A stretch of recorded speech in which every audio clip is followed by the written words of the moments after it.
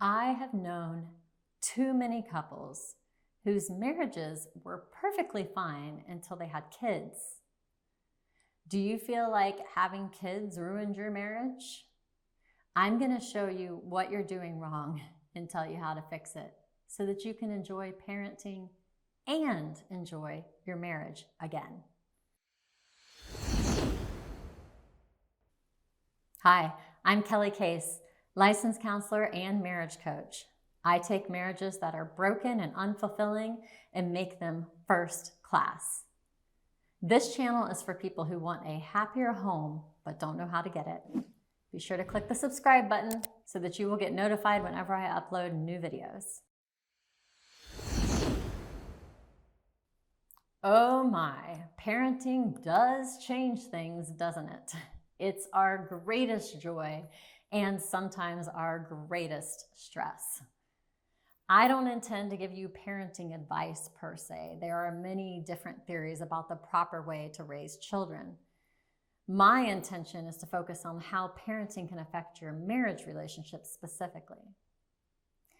Please keep in mind that I am speaking with the assumption that your children do not have special needs or disabilities. Please know that if you have a child with special needs or disabilities, your circumstances are special, and this advice may not work the same for you. Which bothers you more? When you're busy doing something with the kids and your spouse needs you for something? Or when you're busy doing something with your spouse and the kids need you for something? Is it more annoying that your kids are interrupting your conversation with your spouse? Or is it more annoying that your spouse is interrupting your conversation with your kids? There's a right answer to this. But don't tell me what you think is the right answer. I want you to tell me what is really in your heart. When you imagine yourself in each of those situations, which is more bothersome? Honestly, most couples who are in trouble get the answer wrong. They usually tell me that they are more annoyed when their spouse interrupts their time with their kids. Why is this the wrong answer? Because your marriage should come first. Above the kids? Yes, to some extent. Now, obviously, you are the adults in charge of your children's welfare, so I'm not in any way saying to neglect your children or not care for their well-being. If they have a true need, they come first. Also, if they are being harmed, then they need your protection. But what I'm saying is that many people make the mistake of focusing too much on the kids to the detriment of their marriage relationship. And guess what? Having divorced parents is not good for your kids.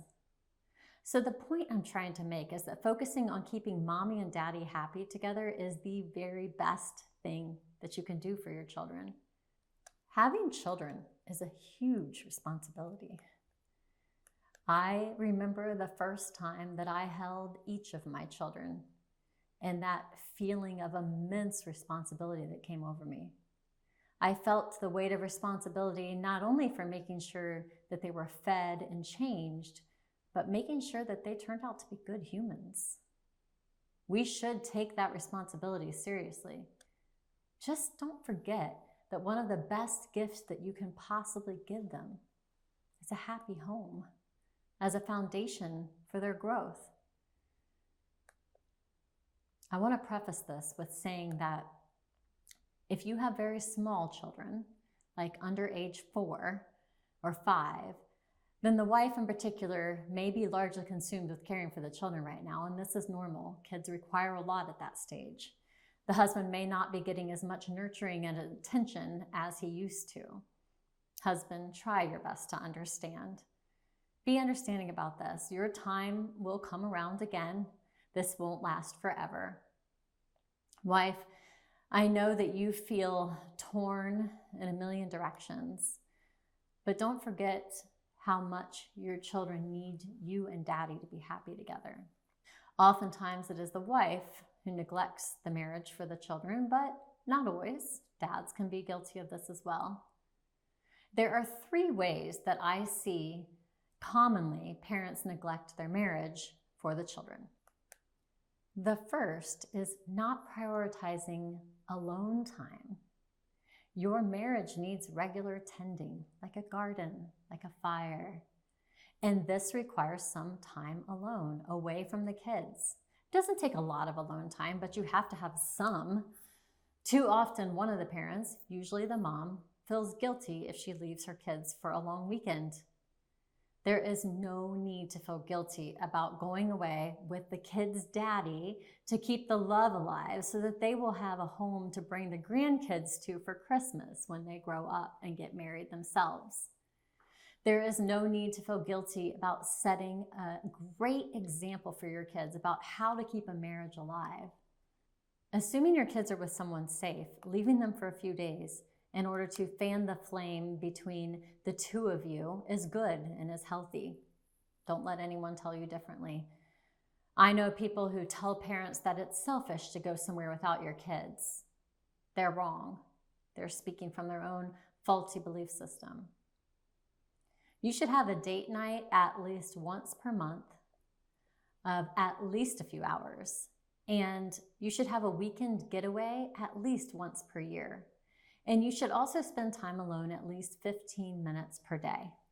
An hour would be even better. There may be a day here or there when it doesn't happen, but on average, you should have at least 15 minutes of uninterrupted time together, preferably an hour every day. This time can be spent filling your spouse in on the details of your day, or it could be spent making love. No matter how you spend it, be intentional about carving out that time.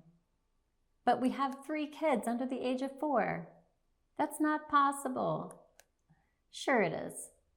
The kids need to go to bed before you do. You need 15 minutes to an hour minimum when the kids are asleep and you are not. Teaching your kids that they are the center of the universe is damaging in so many ways. They are cared for, yes. They are safe, yes. They are important and precious to you, yes. But they are not the center of the universe, yours or anybody else's. They need to learn that the world doesn't revolve around them and that other people have needs too. This helps them develop into caring and empathetic individuals. The second way I see parents neglect the marriage for the children is by spending time doing things for the kids that they could be doing for themselves. Your goal as a parent is to make your kids independent. You are raising them to leave you. I know it's hard, but it's true.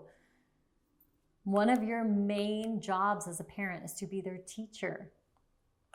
You teach them how to do things on their own, and then you have more time to spend with your spouse and more time for self-care and other things. If you aren't teaching your children to be independent, you're being selfish. You want them to rely on you because you enjoy having someone to nurture and care for. This is not what's best for them, and it's not what's best for your marriage. It's important that you get real about this task. Your task is to raise them to be independent and leave you eventually. Do some research and find out what age your kids should be able to do certain things on their own. For instance, the average child can bathe themselves without help by the age of 7. This means you should be able to say, go take a bath, and they would come back clean without any assistance. But my daughter has really long hair. So did my daughter. Teach her how to rinse it out. She can do it. Teach her how good it feels to do it on her own. Let her have a sense of accomplishment.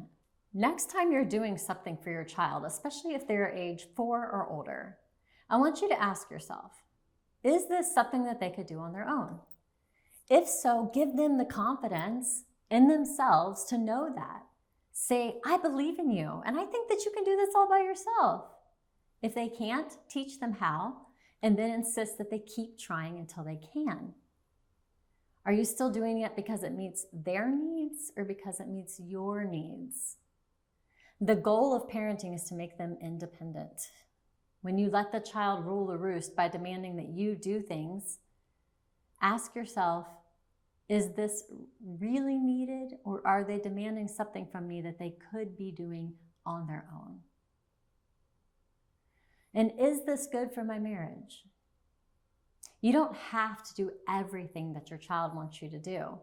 You are in charge, not them. Some people have more anxiety about their child feeling neglected and no anxiety about their spouse feeling neglected. When your child grows up and moves out, guess what? You're going to need your spouse. Sometimes we do too much for the kids because that's the way that we were raised, and we think it's what should be done. How did that work out in your parents' marriage? Are they still happily married? Sometimes we do it out of fear or anxiety. We don't know what else to do. Sometimes we do it to escape our spouse because the marriage is rocky. Avoiding your spouse will certainly not make the problems go away. Sometimes we do it because it gives us pleasure and a sense of purpose. We want to keep them little. Whatever your reason, for the sake of your marriage and for the sake of your children, stop doing things for them that they could be doing for themselves.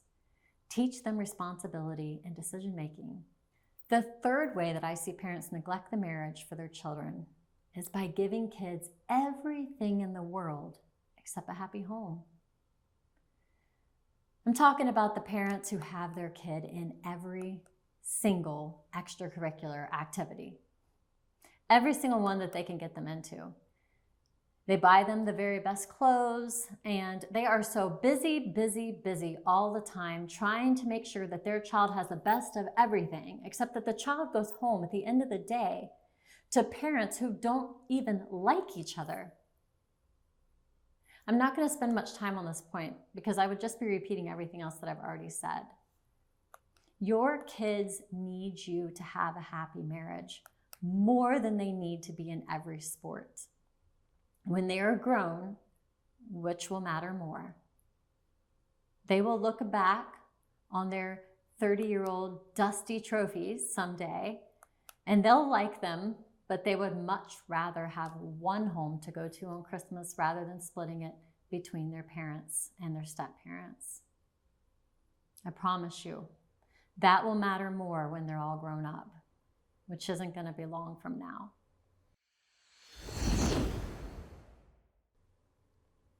Be intentional about carving out that time for your marriage so that you can give your kids what's really important. Teach your kids how to prioritize a spouse so that they can do it in their own marriage someday. Modeling a healthy, happy marriage is the greatest gift that you can give your child. It will help them way more than whatever little thing you were going to do for them that evening that they could have done for themselves. Your kids need happily married parents. My hope for you is that you will take great care of your children and also your marriage. I want your kids to grow up and bring their kids over to their parents' home where you both are still happily married and modeling a healthy marriage for them. To learn more about managing children and marriage, visit me at firstclassmarriage.com. And if you enjoyed this video, please like, comment, and hit subscribe so that more people can see this valuable content.